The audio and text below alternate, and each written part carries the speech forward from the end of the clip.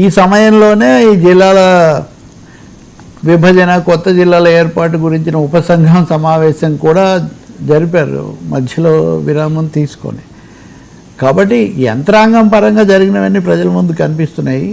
రైతుల నష్టము, మత్స్యకారులు లాంటి వాళ్ళు, తర్వాత పనులు, రోజువారీ పనుల మీద ఆధారపడిన వాళ్ళు, అలాగే ఈ రవాణా రంగంలో పనిచేసే వాళ్ళు ఎక్కడికక్కడ ఇవన్నీ కూడా ఆపేసినప్పుడు దాని ఎఫెక్ట్ ధరల పెరుగుదల మీద పడటం, ఇవన్నీ కూడా క్యాస్కేడింగ్ ఎఫెక్ట్ ఏంటి, ఎన్ని రోజులు ఉంటుంది. ఎందుకంటే ఇంకా ఈరోజు రేపు కూడా ఈ భారీ వర్షాలు దెబ్బ ఉంటుందని చెప్పి స్పష్టంగా చెప్తున్నారు.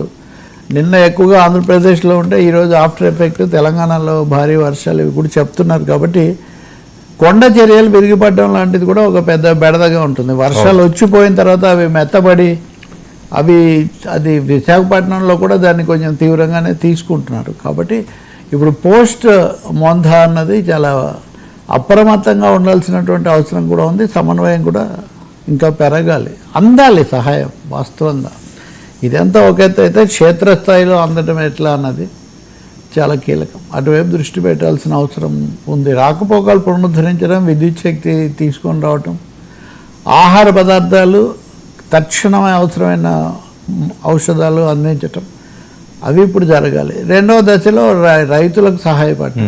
మీనమేషాలు లెక్క పెట్టడం కాకుండా వాళ్ళకి తక్షణం చేయగలిగిన సహాయం చేస్తే కేంద్రం ముఖ్యంగా, ఎందుకంటే మోదీ ఫోన్ చేశారు చంద్రబాబు, ఇవన్నీ బాగానే ఉన్నాయి, కానీ దాంతోపాటు సహాయం కూడా అందటం అనేది కీలకమవుతుంది.